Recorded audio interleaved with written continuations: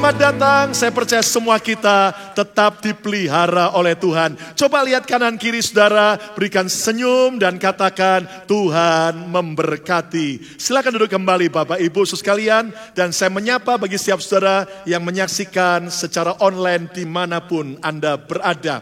Dan kita masih terus belajar bulan ini tentang integritas. Nah, kita sudah belajar bahwa integritas tidak berdusta dan bisa pegang janji. Hari ini kita akan belajar lebih dalam lagi bahwa integritas juga berarti tidak hidup dalam kepalsuan.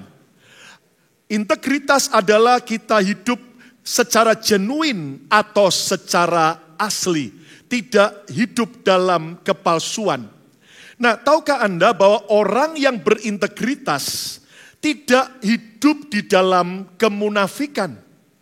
Dan ketika kita belajar Alkitab, Yesus itu cinta orang berdosa, tetapi dia benci dosa. Yesus itu, saudaraku, mencintai orang yang berdosa, tetapi yang paling dia musuhi itu adalah yaitu dosa dan juga kemunafikan.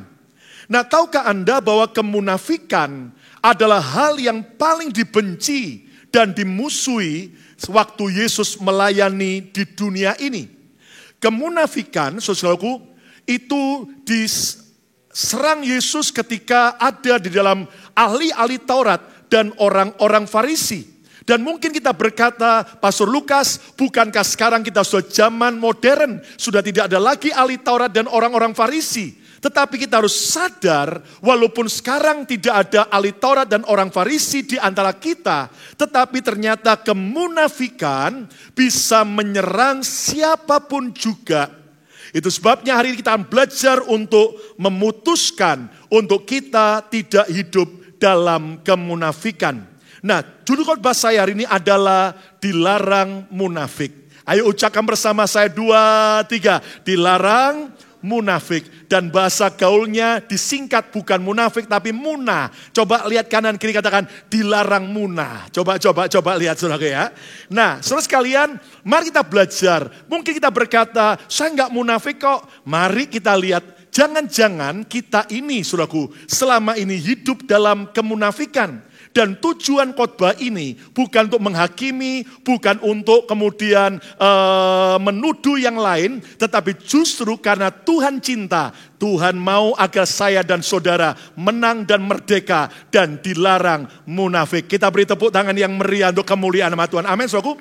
Dan kita lihat pada Alkitab, walaupun akhirnya Yesus waktu dia melayani banyak, saudaraku, menyerang kemunafikan orang-orang Farisi dan ahli Taurat. Bahkan setelah Yesus mati di kayu salib dan bangkit dan naik ke surga. Tetapi ternyata kemunafikan sekali lagi bisa menyerang kepada siapapun juga.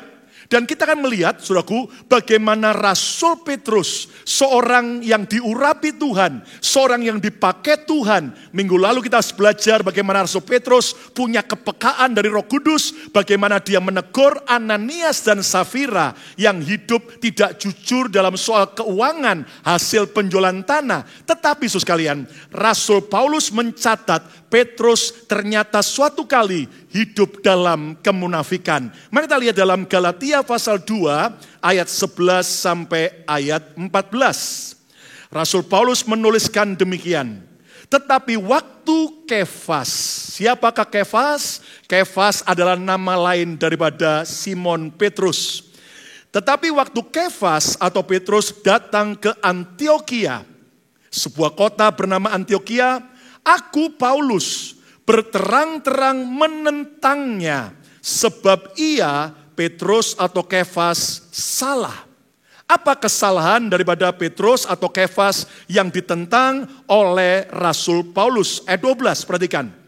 Sebab sebelum beberapa orang dari kalangan Yakobus datang, yaitu Rasul Yakobus dari Yerusalem sebelum datang ke Antiokhia, ia, saudaraku, Petrus atau Kefas, makan sehidangan semeja dengan saudara-saudara, yaitu sesama orang Kristen yang tidak bersunat, yang dari bangsa non-Yahudi.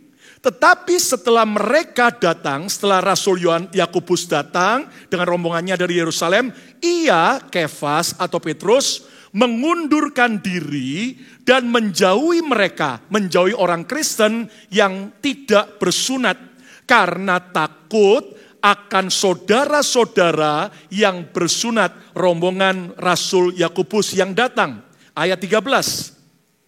Dan orang-orang Yahudi yang lain pun, orang Kristen yang dari Yahudi yang bersunat, turut berlaku munafik dengan dia, dengan Kefas atau Petrus, sehingga Barnabas, hamba Tuhan yang lain, Barnabas sendiri turut terseret oleh kemunafikan mereka. Ayat 14. Tetapi waktu dilihat oleh Paulus, bahwa kelakuan mereka itu, kelakuan Kefas, Barnabas, dan orang Kristen lain yang bersunat, kelakuan mereka itu tidak sesuai dengan kebenaran Injil, yaitu hidup dalam kemunafikan, tidak sesuai dengan kebenaran Injil.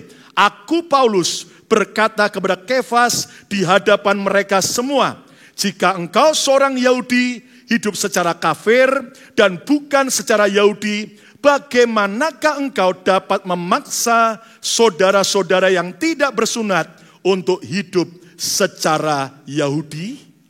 Nah, saudara sekalian, lihat bagaimana seorang hamba Tuhan sekaliber Rasul Petrus saja ternyata bisa terjebak untuk hidup di dalam kemunafikan.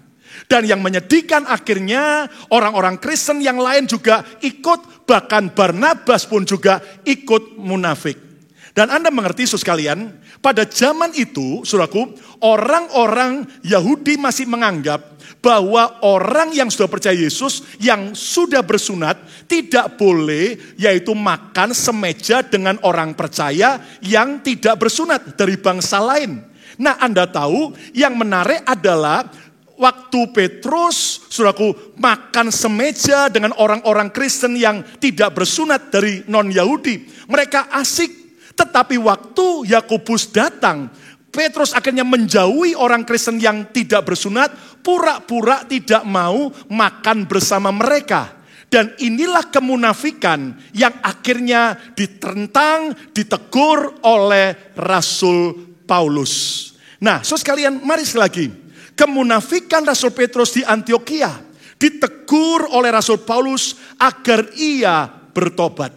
Sekali lagi, tujuan khotbah ini bukan untuk menghakimi siapapun juga, tetapi justru untuk menolong diri saya dan menolong setiap saudara untuk kita tidak lagi hidup dalam kemunafikan. Yang setuju katakan amin.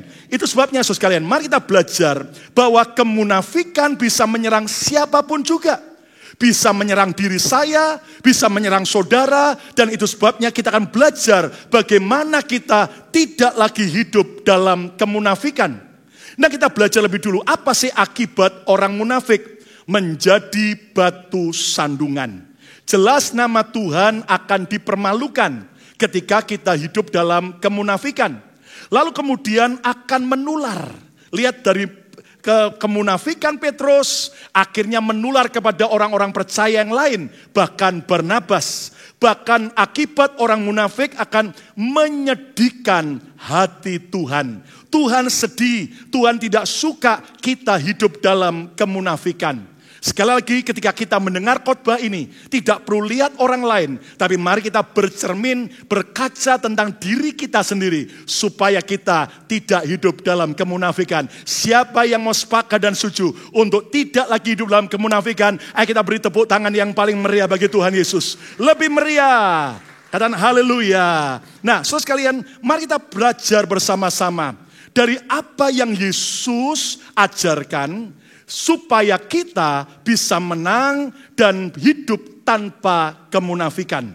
Kita akan belajar beberapa hal rahasia tidak hidup dalam kemunafikan. Yang pertama adalah di luar dan di dalam harus sama baiknya.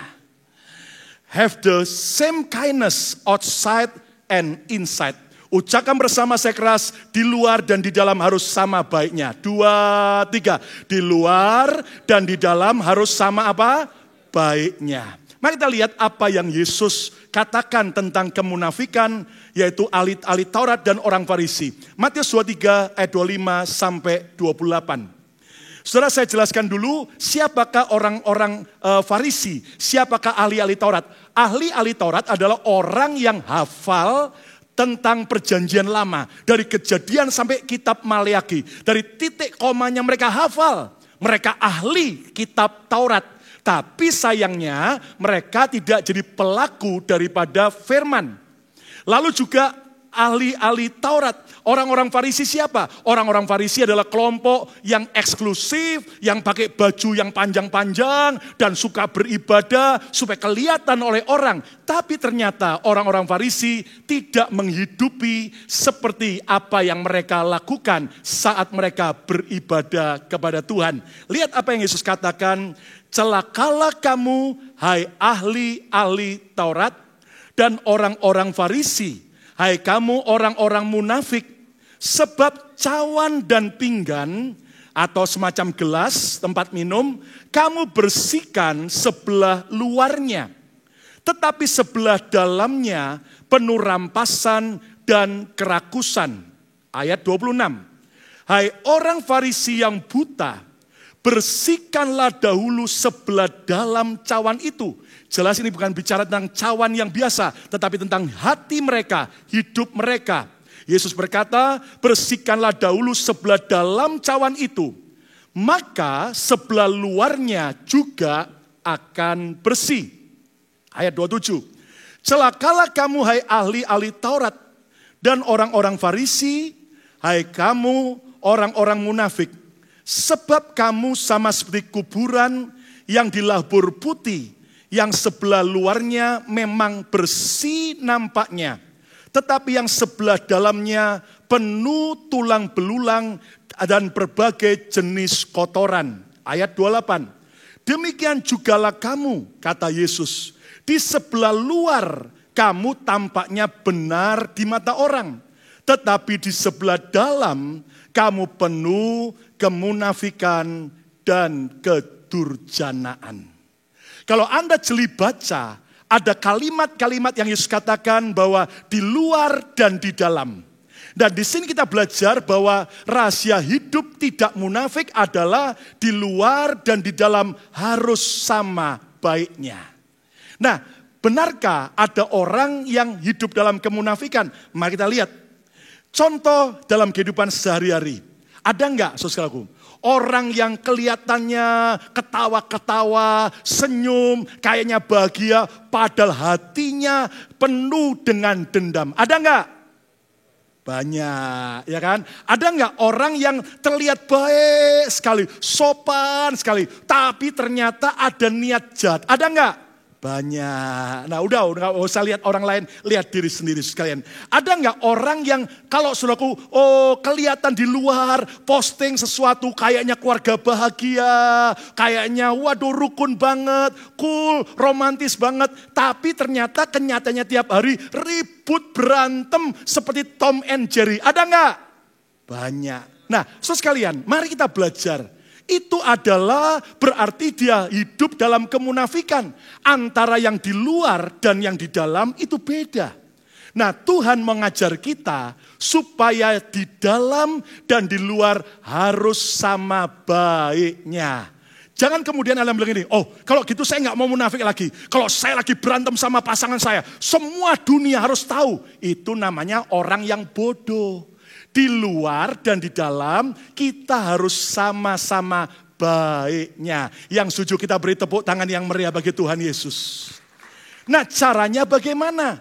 Prioritaskan kebenaran dari dalam keluar. Lihat yang Yesus katakan begini. Kamu jangan seperti cawan yang kamu bersihkan di luar aja. Tapi dalamnya penuh kejahatan. Dalamnya harus dibersihkan dulu. Nanti luarnya akan bersih. Nah saudara sekalian. Mari kita belajar bahwa bersihkan dulu bagian dalam kita. Yaitu apa? Hati dan pikiran kita. Saudaraku berikutnya jangan mempercantik tampilan luar. Tetapi melupakan isi dalamnya. Nah, bukan berarti kita tidak boleh mempercantik tampilan luar kita, memperindah, boleh. Tapi yang Yesus katakan, jangan lupakan untuk membersihkan bagian dalam kita. Yang setuju katakan amin. Ini contoh, saya mau tanya, Bapak Ibu setiap hari Anda mandi tidak? Saya mau tanya, pagi ini sudah mandi belum? Nah, nggak boleh ada dusta di antara kita loh ya. Sudah mandi belum? Tiap hari Anda mandi. Apalagi ada yang berkata di masa pandemi ini, setiap kali keluar rumah pulang mandi keramas. Bisa jadi satu hari 2 kali mandi, 3 kali mandi. Oke, nggak masalah. Anda tiap selesai mandi dandan tidak? Dandan, menata rambut, menata baju, bahkan memakai parfum. Wangi. Apakah salah? Oh tidak salah. Saya pun juga melakukannya. Tapi sayangnya ada orang sibuk dengan tampilan luarnya, namun mereka tidak pernah membersihkan yang di dalam. Hatinya penuh iri, hatinya penuh dendam, kesombongan, dosa yang menjijikkan di hadapan Tuhan. Nah hari ini, saudaraku, Tuhan Yesus mengajar bahwa, saudaraku, perhatikan yang di dalam dulu. Bersihkan hati kita. Berikutnya, pastikan bahwa hati kita benar di hadapan Tuhan. Kenapa? Karena hati adalah sumber segala sesuatu. Sekali lagi, manusia melihat apa yang di luar, namun Tuhan menyelidiki hati kita. Saya berdoa biar setiap saudara bukan cuman tampilan luar kita wow, tapi yang di dalam karakter kita, hati kita juga wow di hadapan Tuhan. Tepuk tangan yang meriah untuk kemuliaan nama Tuhan. Katakan amin. Nah, jadi saudaraku, rahasia hidup tidak munafik adalah yang di luar dan yang di dalam harus sama baiknya. Yang kedua sekarang, rahasia tidak hidup dalam kemunafikan, di depan dan di belakang harus sama baiknya. Ya, have the same kindness in the front and back. Di depan dan di belakang harus sama baiknya. Mari kita lihat Yesus berkata begini, Matius 22 ayat 15 sampai 18. Kemudian pergilah orang-orang Farisi. Mereka berunding bagaimana mereka dapat menjerat Yesus atau menjebak Yesus dengan suatu pertanyaan. Saya mau tanya, menjerat atau menjebak Yesus tindakan baik atau jahat? Jahat kan? Tapi lihat ayat yang ke-16. Mereka, orang-orang Farisi, menyuruh murid-murid mereka bersama-sama orang-orang Herodian bertanya kepada Yesus, Guru, kami tahu engkau adalah seorang yang jujur dan dengan jujur mengajar jalan Allah dan engkau tidak takut kepada siapapun juga sebab engkau tidak mencari muka. Nah, coba lihat. Saudara, kalimat mereka ini baik atau jahat? Baik, kalimat pujian, wow, Yesus engkau adalah guru yang benar-benar mengajarkan kejujuran, kebaikan, wow, baik. Padahal ayat sebelumnya mereka punya apa? Rencana jahat menjerat Yesus. Lihat ayat 17. Katakanlah kepada kami pendapatmu Yesus, apakah diperbolehkan membayar pajak kepada Kaisar atau tidak? Ayat 18, perhatikan. Tetapi Yesus mengetahui kejahatan hati mereka itu. Lalu berkata, mengapa kamu mencobai aku, hai orang-orang munafik? Lihat saudaraku, di depan dan di belakang beda. Nah saudaraku, jangan jadi Kristen mata uang. Kalau Anda lihat uang itu dua sisi kan, depan sama belakang beda gambarnya. Uang boleh begitu, anak-anak Tuhan di depan dan di belakang harus sama baiknya. Amin, saudaraku. Nah, mari kita lihat contoh kasus. Ada enggak? Kira-kira ada orang kalau di depan orang memuji-puji setinggi langit. Ada enggak? Dia puji luar biasa, waduh kamu keren, kamu baik, bahkan maaf kata kentut pun wangi. Tapi ternyata di belakangnya dicaci maki. Ada nggak kayak begitu? Banyak. Nah mari nggak usah lihat yang lain, kita lihat diri kita sendiri. Mari kita belajar untuk di depan orang dan di belakang orang sama-sama baiknya. Yang sujud tepuk tangan yang meriah untuk kemuliaan Tuhan. Amin, saudaraku.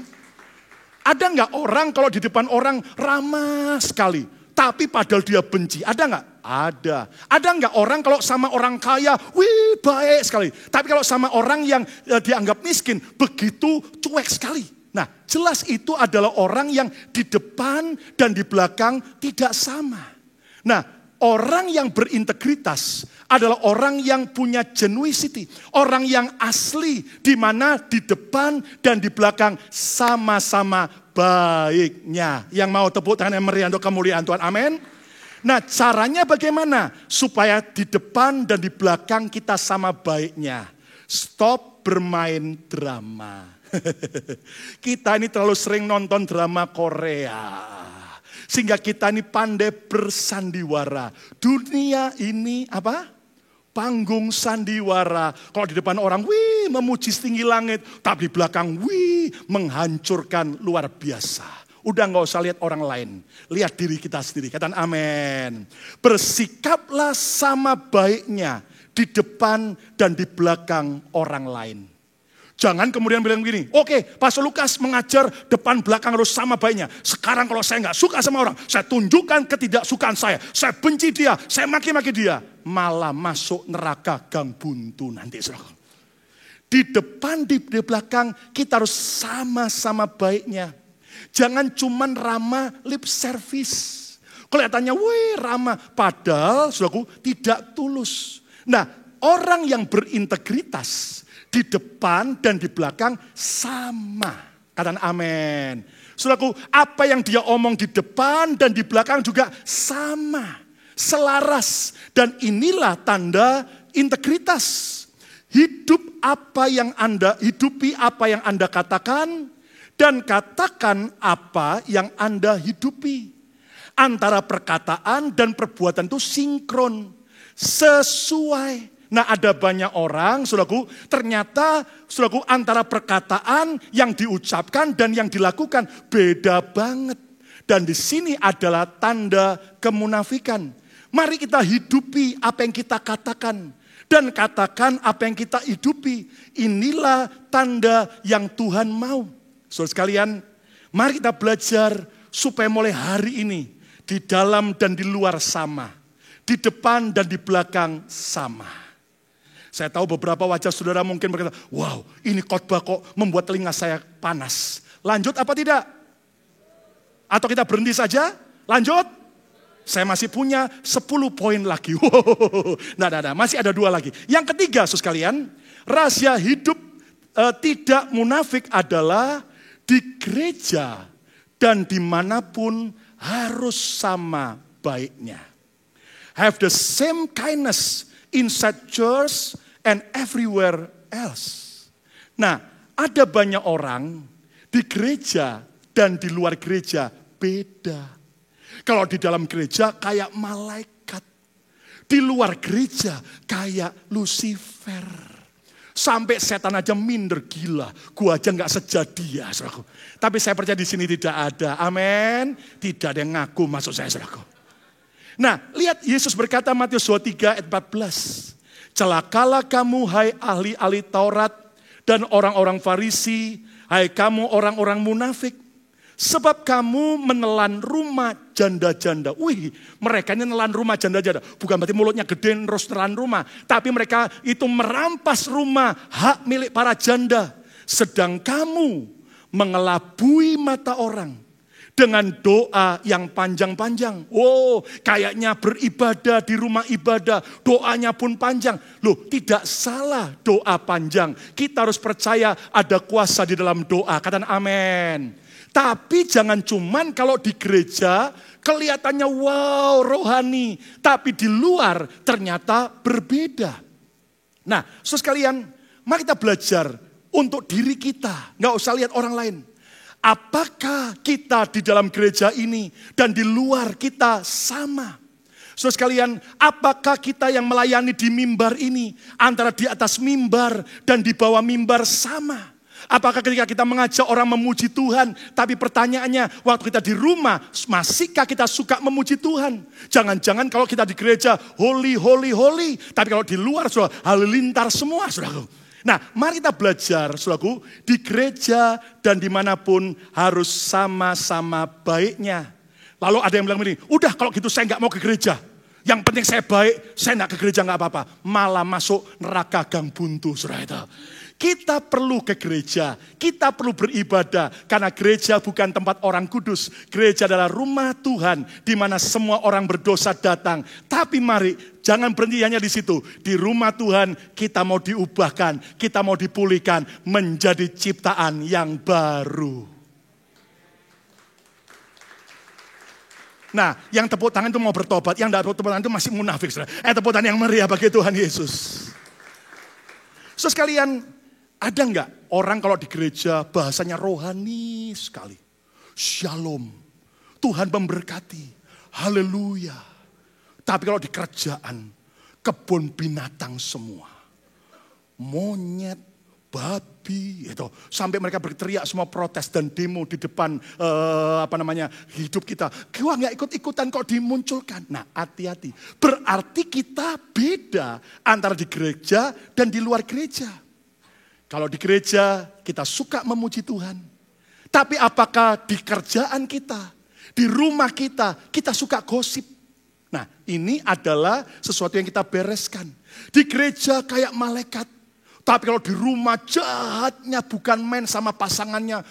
Galaknya bukan main sama yang lain. Sampai ada orang berkata, Pastor Lukas, ada orang kalau di gereja kayak malaikat. Dan ternyata kalau di kerjaan seperti nenek lampir. Saya yakin di sini tidak ada. Katakan amin. Saudara harus tahu, kekristenan itu bukan hanya di gereja. Saya ulang lagi ya. Kekristenan bukan hanya waktu ada di dalam gereja. Tetapi kekristenan adalah dimanapun kita berada. Ucapkan bersama saya keras statement ini. Kekristenan bukan hanya di dalam gedung gereja. 2, 3. Ucapkan keras, kekristenan adalah dimanapun saya berada. Katakan amin.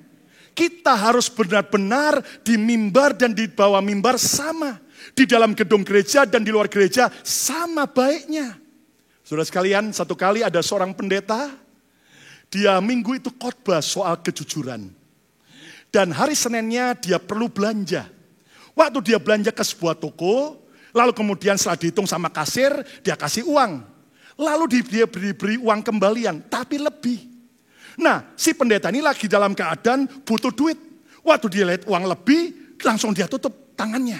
Dan dia bilang, puji Tuhan, berkat mengalir. Lalu kemudian dia keluar toko. Tapi di hati ada suara, pendeta, lu kemarin khotbah soal apa? Iya. Dia bergumul sekian menit. Akhirnya dia balik ke toko dan dia bilang sama kasirnya, maaf ini uang kembalinya kelebihan, saya balikkan lebihnya. Langsung kasirnya terima uangnya, senyum dan berkata, shalom Pak Pendeta. Loh, kamu siapa? Saya kan jemaat Bapak, minggu kemarin kan Bapak bicara soal kejujuran. Alamak. Saudara sekalian, kekristenan bukan hanya di gedung gereja, tapi di tempat kerjaan, dimanapun kita berada. Kita harus sama baiknya. Tepuk tangan yang meriah untuk kemuliaan Tuhan. Caranya bagaimana?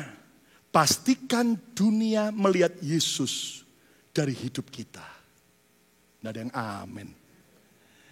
Apakah anak-anak kita melihat Yesus dari hidup kita orang tua? Ataukah kalimat-kalimat yang sadis? Apakah kemudian teman-teman kerja kita melihat Yesus dari hidup kita? Tunjukkanlah Yesus dimanapun kita berada melalui perbuatan baik kita. Baik di rumah, di tempat kerja, dan di komunitas. Gunakan prinsip dan bahasa yang Tuhan suka di mana saja. Jangan hidup dalam dua dunia. Jangan hidup dengan dua kepribadian. Kalau di gereja semua prinsip Alkitab dipakai. Dan kalau nanti urusan kerjaan, urusan bisnis, apapun dihajar sama dia. Bahkan cara-cara dunia pun yang sangat jahat dipakai. Jelas orang itu tidak menghidupi apa yang Tuhan mau. Sadari bahwa kita mewakili nama Tuhan. Setiap saudara dan saya mewakili nama Yesus. Orang tidak bisa lihat Yesus langsung. Tapi orang harus melihat Yesus melalui hidup kita. Yang mau tepuk tangan yang meriah untuk kemuliaan Tuhan. Amin. Saudara ini mewakili nama Yesus. Bahkan saudara ini mewakili siapa? Gereja ini. Bahkan saudara mewakili siapa? Ini loh pendeta saudara yang ganteng ini. Loh amin. Kenapa? Nggak peduli khotbah saya sebaik apapun. Yang orang dunia lihat adalah apa? Gimana jemaatnya gereja BMC? Kalau di kerjaan baik atau tidak? Nah itu sebabnya jangan sampai kita ini mempermalukan nama Yesus. Gara-gara kita di gereja dengan di luar gereja beda. Bukan berarti kemudian selesai ini saya nggak mau gereja. Anda justru salah. Mari kita belajar, justru kita perlu anugerah Tuhan. Percayalah, tersedia kasih karunia Tuhan, asal kita mau berubah, asal mau bertobat dan mau diubahkan. Tuhan bisa ubahkan kita jadi ciptaan yang baru. Katakan amin. Lanjut. Yang keempat, yang terakhir. Rahasia tidak hidup dalam kemunafikan, dilihat orang dan tidak dilihat harus sama baiknya. Have the same kindness when seen or unseen by others. Ayat yang terakhir, Matius 6 ayat yang kelima. Dan apabila kamu berdoa, janganlah berdoa seperti orang munafik. Mereka suka mengucapkan doanya dengan berdiri di rumah-rumah ibadah. Dan pada tikungan-tikungan jalan raya. Supaya mereka dilihat orang. Lihat, saudara, ada orang cuman untuk show off. Wah ini gua ke gereja, wah ini saya Kristen. Saudaraku, bukan berarti saudara tidak boleh menunjukkan citra diri Anda sebagai orang Kristen. Tapi saat dilihat orang, doamu banyak, doamu luar biasa. Tapi saat tidak dilihat orang, masihkah tetap kita berdoa? Saat dilihat orang, kita benar-benar berbuat baik. Tapi apakah setelah tidak dilihat orang, kita tetap berbuat baik? Pencitraan dengan sesungguhnya akan berbeda dengan ujian waktu. Saat dipuji, dilihat orang, ataupun saat tidak dipuji dan tidak dilihat orang. Apakah kita tetap sama baiknya? Saya berdoa biar semua kita harus betul-betul jadi orang yang tidak munafik. Tepuk tangan yang meriah untuk kemuliaan nama Tuhan. Amin. Ada orang kalau dilihat orang dengan tidak dilihat orang beda. Kalau dilihat orang ya kan, oh ada pendeta nggak merokok. Tapi begitu pendeta pergi langsung merokok. Dan berkata, saya kan yang penting di depan pendeta baik. Lalu jangan selesai mendengar khotbah ini bilang, oke, mulai sekarang di depan Pak Lukas dan di depan Pak Lukas saya akan merokok. Masuk neraka gang buntu.